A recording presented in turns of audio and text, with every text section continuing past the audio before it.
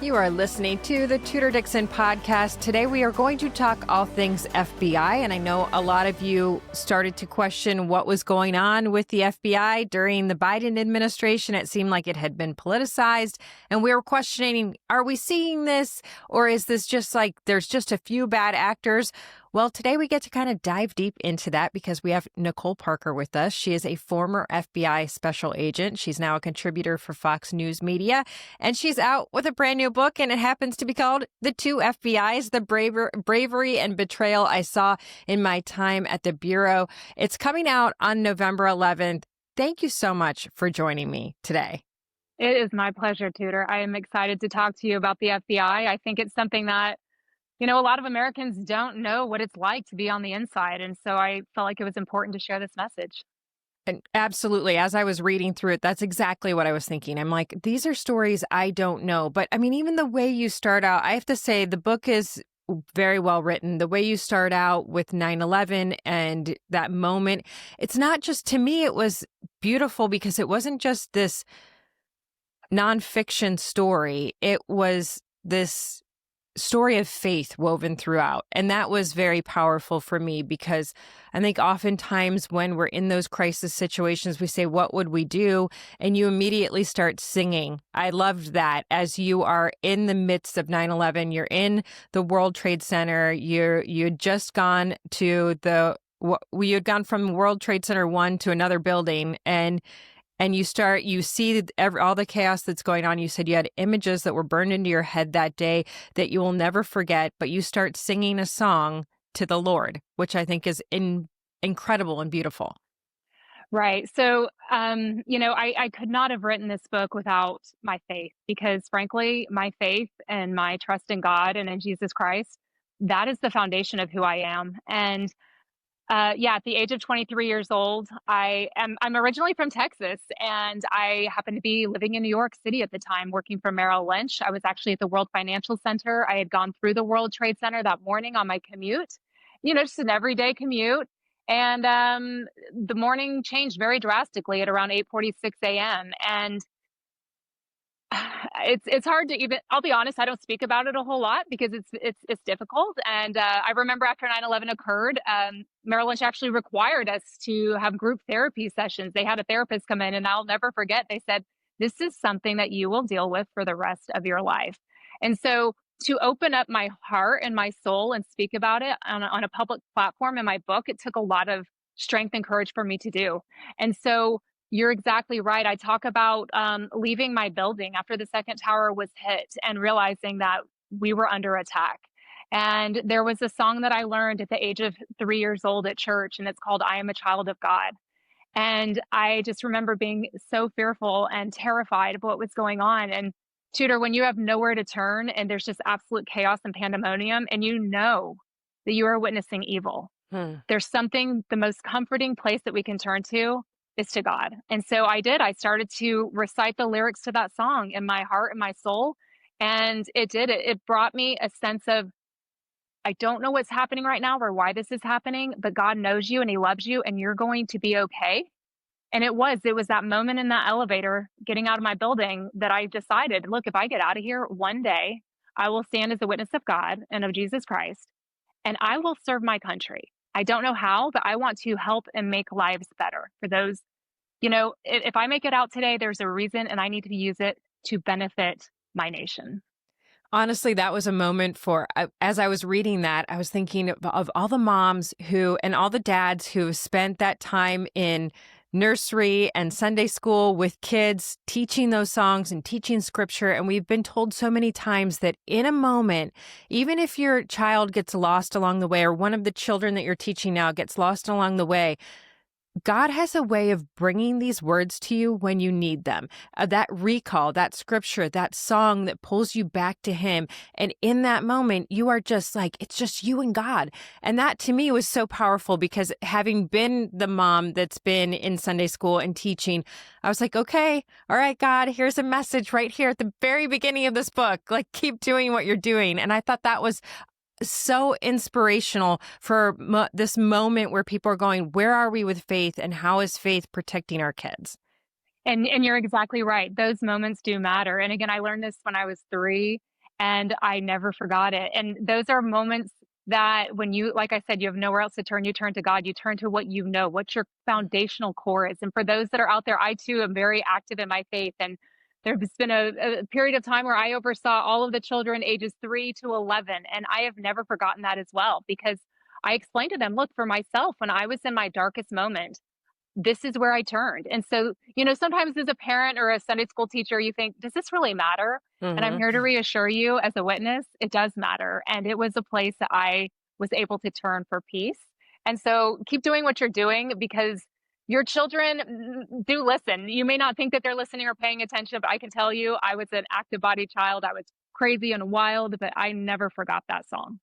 So in that moment, you make a promise. Did you think that promise was the FBI? Absolutely not. How did that happen? How do you get from there and Merrill Lynch to you? I mean, you are like, not to, I don't know how else to say it, but you are like really badass. I was reading this book. I'm like, she just jumps out of a vehicle after she gets slammed by a car and chases a bad guy down. And like this car slams right into you. And you're like, I looked at my arms and my hands to see if I was injured. And then I got up and just chased the guy down. I'm like, this woman is amazing. Well, again, sometimes you don't have a choice. And that's the other theme of my book and theme of my life. Sometimes you find yourself in situations and you're like, look, what am I going to do? Am I going to cater to this and, what I just went through, or am I going to stand strong and keep going? And I think that's a very powerful message in life. But, you asked about kind of my path, and I have to tell you that maybe your life has turned out the way that you planned it. Mine certainly has not. And I think that that's a message that probably will penetrate into people's souls, because I think a lot of people had a certain, picture for how their life was going to be. And then God has a different plan for you. And they always say, don't make plans because God's going to laugh at you. Like, I envision myself, I come from a very large family. I'm going to go to college. I'm going to get married. I'm going to have a beautiful, large family like my mom. And, I probably won't have a real career. I'll probably, do what I need to do to support my family, but I'm going to watch over my kids. To this day, I have never been married. I do not have children. And so I'm not saying my life is any less than what it could have been. But what I am saying is that sometimes you don't get what you want or plan for. But again, it comes back to faith. God knows what he's doing. He knows where he needs you. And if you are willing to be an instrument in his hands, he is going to use you. And so I did. I worked at Merrill Lynch. I ended up going and working at the Bank of America Securities. I got a beautiful big promotion, but was I looking for it? No. But it came to me and I took it and I did the best that I could and I ran with it. And then I decided, maybe I should move to the West Coast. I had a sister that was out in Orange County. So I went from New York, I went to Los Angeles. I worked for a hedge fund, a multi-billion-dollar hedge fund. And again, I worked very hard, but there was that inner part of me that said, Nicole, what are you doing to keep that promise that you made on that elevator to God? Wow. Are you really making a contribution? And again, there's nothing wrong with working in finance. We need it to keep our economy going. I believe in free markets and capitalism and success and the American dream. But for me, I just didn't feel like I was doing exactly what I needed to do. And so, I made a bold decision, and my dad sat me down one day. I was visiting Texas, and he said, Nicole, this is not a knock on anyone that works for hedge funds. I have nothing against that. But he said, there are reasons that a lot of people work there: power, prestige, money. And frankly, you're not driven by any of those. So what are you doing? And I thought, you're right.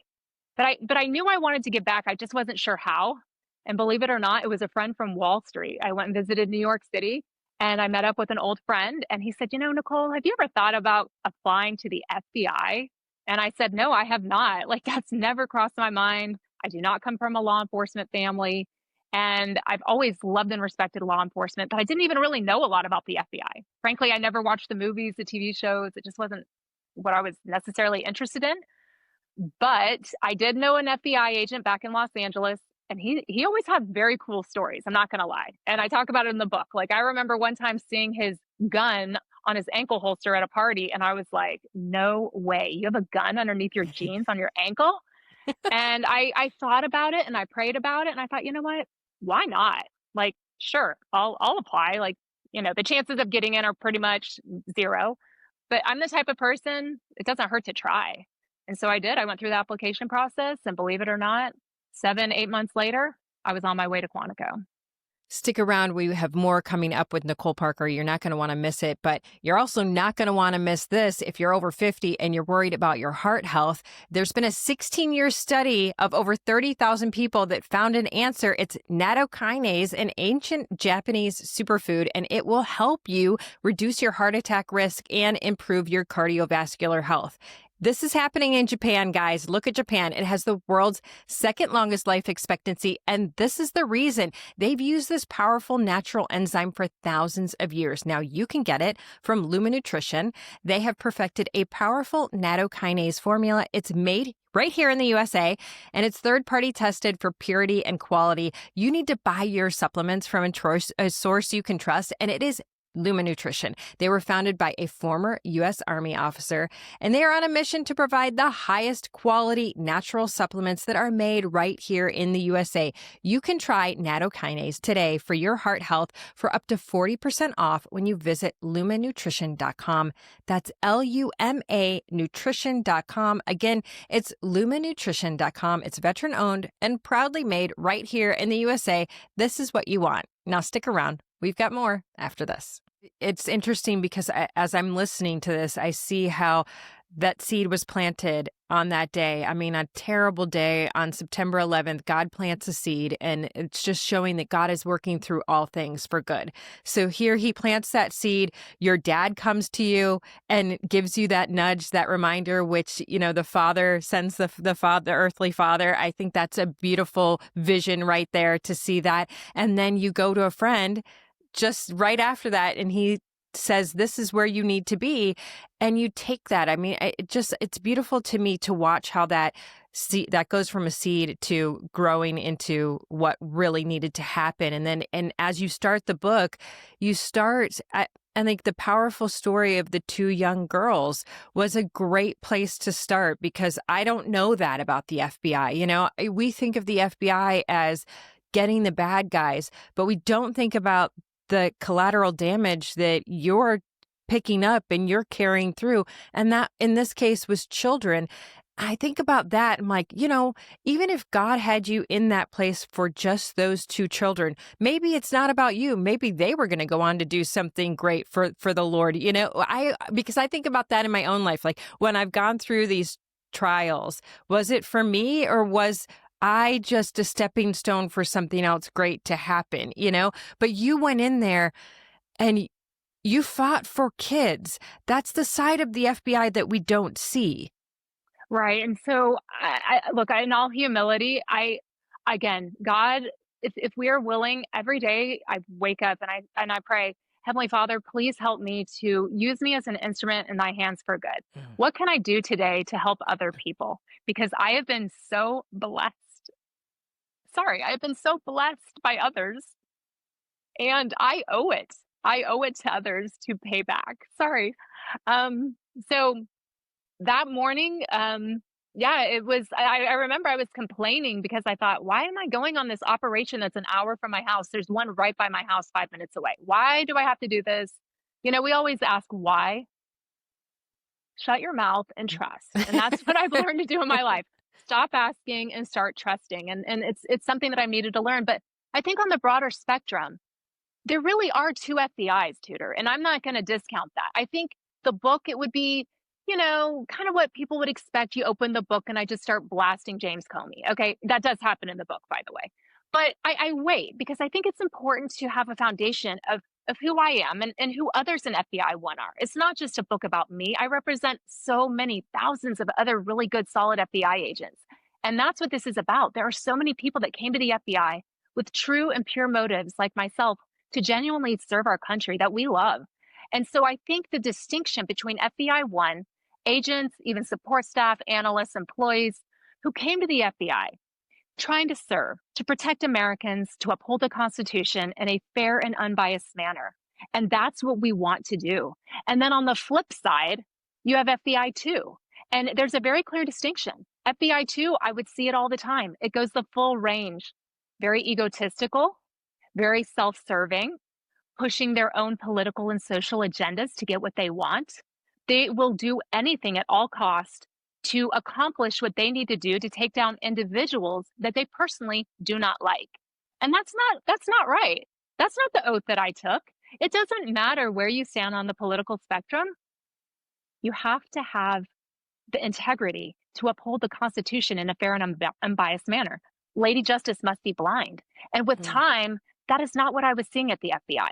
So I think it's important for Americans to know that there really are two FBIs. And I have been one. I walked away from the agency because it was such a disaster under the Biden administration. 2 years in, I'm like, you know what?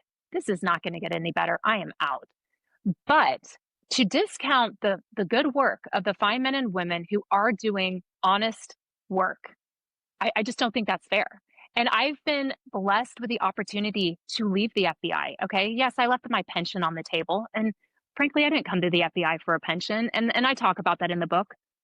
But why should someone who has come to the FBI and served with honor, and some of them have, 5 children, their wife doesn't work, and so they have to all walk away from the FBI after they've worked so hard for 20 years, and then some administration comes in and wrecks it?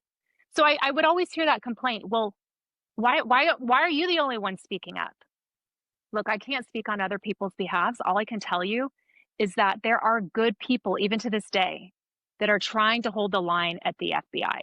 And so that first story that we started with, it was actually my publisher, my editor. He said, because we were originally going to start with 9/11.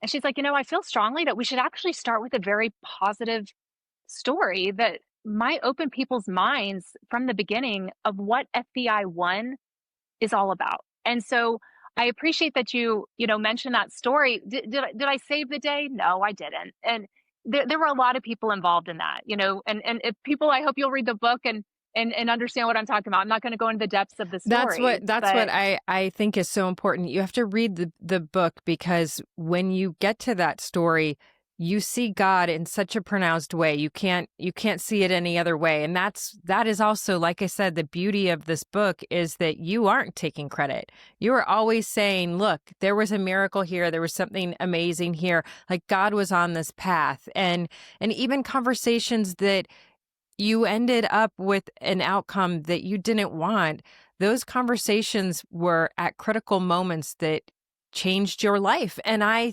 think that it's amazing as you take us through that we can see not only the change in the FBI, but your faith along the way. You talk about FBI 1 and FBI 2, and I want to make that clear to our audience. This is your terminology. There's not officially an FBI 1 and FBI 2. This is what you've seen because you saw an institution that was sworn to protect America that seems to be compromised from within. I mean, you even quote Abraham Lincoln, "A house divided against itself cannot stand," in the book.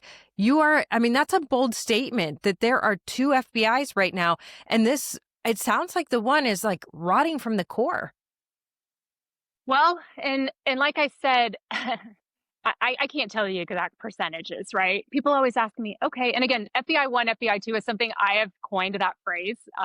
I should trademark it probably, because a lot of people at the FBI that I'm friends with now are like, oh, they're totally FBI 2, or oh, they're FBI 1. I mean, but we know. That's are they obviously 1 or 2? How prevalent it is. I mean, that's how obvious it is to people there. It's so sad that it's so prevalent. But the percentages, people will say, what percentage?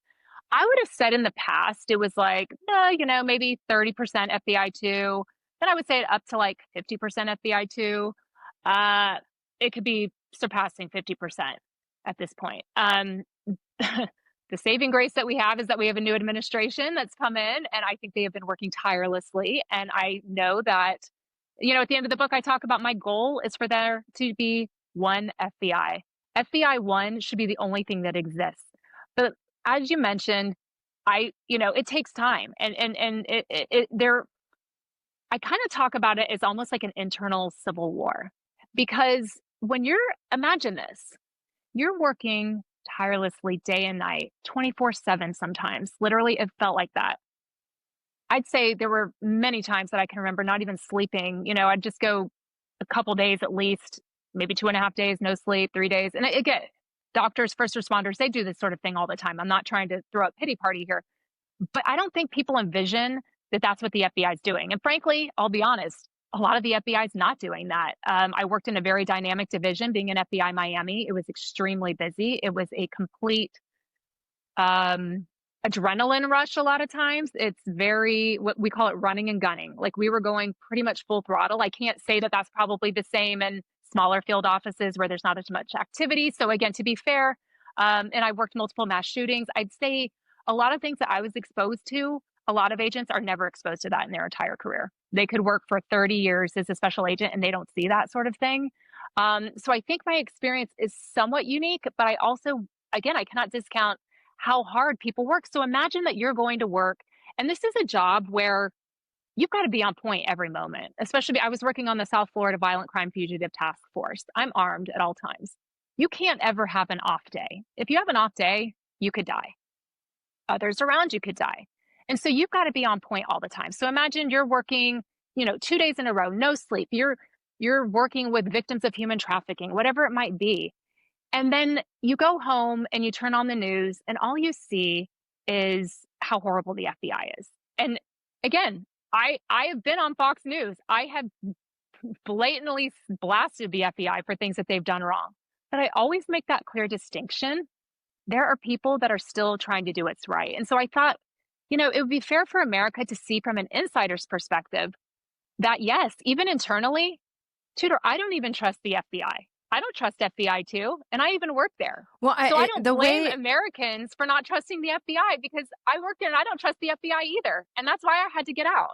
As I was reading kind of the change, it seemed like where you felt like there was a change, it was almost Orwellian. It's like, the pandemic hits and these people are, it's almost like, put your mask on, comrade, and they're gonna come after you if you don't. But I thought the most striking thing was when you said it was shocking to me to see these businesses being burned down in Minneapolis and FBI agents cheering it on instead of feeling they needed to rush in and save the people whose businesses were being burned down.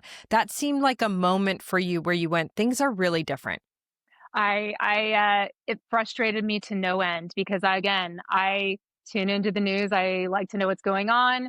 And even as an FBI agent, I know a lot of things that are going on that's not on the news, but I watched cities burning to the ground for months. And I sat there on my couch and I'm like, why am I not getting called by Director Wray? Why is there not an all hands on deck from the FBI that we should all be out there helping? We're just watching our country burn to the ground.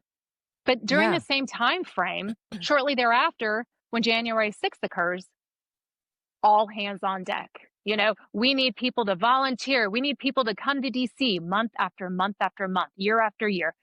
Why was there not the same enthusiasm and vigor for them burning our country to the ground during the summer of 2020, which lasted, I feel like, for months and months and months?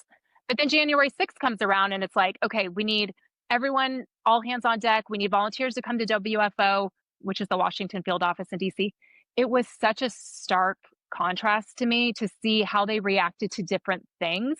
That was just one thing that happened at the FBI that was just so blatant. And I thought, this is so obvious what they're doing. Yeah, it seems to me today that the political motive behind actions I would say on the Democrat side is there's no shame in having a political motive. We had one of our representatives, and I can't remember who it was, came out yesterday and said, we believe that keeping the government shut down is the best possible situation for the midterms right now.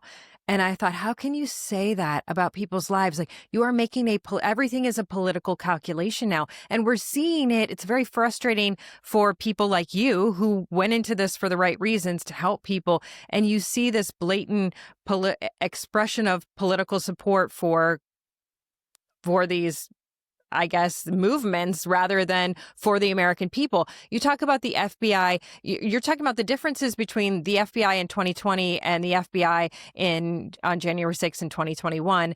You talk about the FBI kneeling with BLM, and they were called Kneel Team 6, which was interesting because they're not allowed to do that. And yet they were not reprimanded. In fact, they were rewarded for that. That was absolutely appalling. It was a defining moment again for me. That was June 4th of 2020. They literally were tasked with guarding buildings and monuments in Washington, D.C. And there were several agents that were assigned to do this out of Washington. Okay. To see that on the national level go viral, that multiple individuals were kneeling to BLM protesters, and they claim that it was because they were in fear for their lives and they were scared. Tudor, to me, it doesn't look very fearful when you're laughing, smiling, clapping, cheering. Nothing fearful about that. And then I knew other agents from WFO who were at buildings, next door and in the immediate areas. They said, Nicole, we weren't kneeling.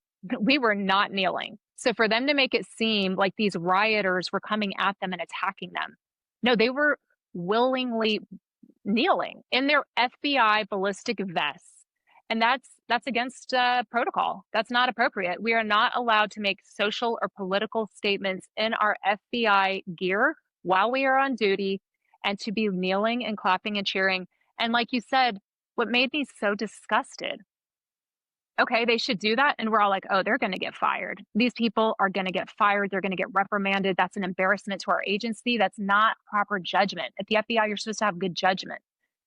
Like you said, not only did they not get fired, they were promoted. Many of them were promoted to positions that are highly competitive that people want, ALAP positions in foreign countries. I think one was promoted to a position in Australia, very, very highly sought after positions, other managerial roles. And then also the FBI Agents Association offered them $100 gift cards. I can't believe it. But that a gift card? And for to me, that is a very bold statement, because $100 gift card doesn't have to happen. It was a very political move. And like I said, good job, comrade. And again, and looking from the outside, and then you're looking at agents like myself and people that I worked with who, and I don't know if we're going to talk about it here, but my best friend, the FBI, is dead. Okay. She lost her life. She was shot in the head while executing a search warrant against a child predator. Okay. Do you think that there were gift cards for the squad and others that were there that day for the distress that they experienced? I mean, it's just like insulting, right? What shocked me about that story is that they didn't pay for her funeral. Not only were there no gift cards, the FBI didn't pay for the funeral. I have to tell you, there were many breaking points for me, and I appreciate you having read through it, that you can pick up on the points that were most appalling and abhorrent to me as well. When the FBI has all of this money for January 6th investigations, because remember, this is around the same time frame. January 6th investigations, the DEI programs were off the charts. Okay. There were like 19 different clubs, programs, and social groups, and we were getting emails nonstop about them. You don't have the decency to pay for the memorial service for these two agents. Okay. That to me is wrong. FBI, you find the money. You managed to find money for everything else. You can't find the money to pay honor to two FBI agents who were killed adversarially in the line of duty for the first time. We hadn't had adversarial deaths in 13 or 14 years. Ugh.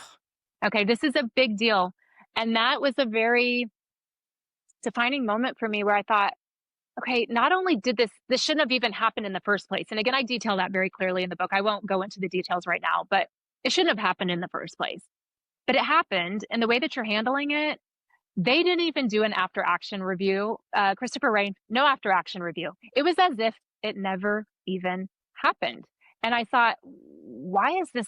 There were some little meetings that were going on in different field offices around the country. FBI Miami, which is where I was, where it occurred, no after action review. And I kept asking, when are we going to be told what happened? Shouldn't we be doing something to mitigate risk going forward? Shouldn't we understand the mistake? What led to this?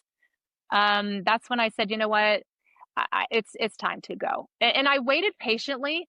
I talk about it. I had made the decision I'm going to leave. And then I went and talked to management, and they said, no, we think you're making an emotional decision. I gave them an additional 11 months. Things got worse. And I said, you know what? I'm out. And that was it. So it was a culmination of things. But in the book, you see, it starts off again with my background, my faith, what led me to the FBI, the training, the application process, because I think that's interesting to people. And then you kind of see, for me, the defining moment was Jim Comey on July 5th of 2016. That's when I first realized that the FBI was politically weaponized, was back then. And then I kind of go through it. But as the book progresses, and especially at the very end, it's like FBI 2, FBI 2, FBI 2. There really was nothing about FBI 1 I could even write at the end of the book. So you see it progress from FBI 1, FBI 2 starts creeping in, and then FBI 2 takes over. But you still see God's hand through that, because the conversations that you had with Laura just before she is killed in that shootout, just hours before that, there was an understanding. You weren't alone. She was making the point. I thought it was very powerful that you were seeing inside the FBI, because we kind of felt like we were seeing this, but we were alone, and we were also not allowed to talk about it. Was that you made this great point that she said, for the people who had broken windows and really destroyed parts of the Capitol on January 6th, she said, I believe that they should face consequences for that. But I will not arrest someone for a political motive that was just outside that day, that had not done anything that day. And yet you guys were seeing that happening. And we were saying, this is happening. People were like, don't talk about it. Don't you say that. It was happening. And not only did you feel like you couldn't talk about it, we internally don't talk about it. If you don't agree with what they're doing, you now have a target on your back, is how we all felt. And so that really was how it felt. I felt like every day that I went there, that I was in the twilight zone. Like, I was like, do I work at the FBI? Like, what is this? Like, this is so unrecognizable to me. And again, I think it's important for people to understand. I'm not just talking about it from, oh, this is what I think was happening. I know it was happening because I lived it. And I am an honest person, and I speak the truth. And it happened, and it was so disturbing. And it was almost like this internal struggle. Like, I don't agree with what's happening here. And I think a lot of people would said, oh, but and I did it myself, and I'm not faulting myself or anyone, but it's like, I'm not really involved in that. Like, we're working real cases. Like, we just tried to, turn away from it and just focus on FBI 1 work. But it became so overwhelming and so loud that it's like you couldn't even focus on your job anymore. And like, what's the point? We would go out to do interviews. People would be like, I'm sorry, are you like Peter Strzok and Lisa Page? Because I don't trust the FBI. And they'd slam the door in our face. Gosh. That's not how it used to be. It used to be that you showed up at someone's door, you show your gun and you don't show your gun, but your gun's there, your badge, you show your credentials, and they'd be like, oh, FBI, and it was somewhat like a respectful thing. At the end, it was like, FBI, whatever. I think that, so that to me is why it is so important. This book is coming out on November 11th. We want people to read this because, first of all, you'll go, okay, I wasn't crazy. No, you're not crazy. But you get to see, to me, it's so much more valuable than that. There is that vindication that we know that there's something else going on, but also something that most of us will never see, which is exactly what you just said, what it is on the inside, and not just the bad moments, but the incredible things that our FBI does, and the reason it should be respected, and the reason we need the FBI to return to FBI 1. So it's called The Two FBIs, The Bravery and Betrayal I Saw in My Time at the Bureau. Can you tell us like a little bit about where they can get it, how they can follow you, all the information there? Sure. So it's available on Amazon.com, Target.com, Walmart.com, BarnesandNoble.com. Starting November 11th, you can purchase it in stores, and you can follow me. I'm on Instagram and X at Nicole Parker USA. Nicole Parker, you are an amazing woman. Thank you for sharing your story. Thank you for your story of faith. I mean, honestly, I think that to me was the most impactful because I want that for my kids.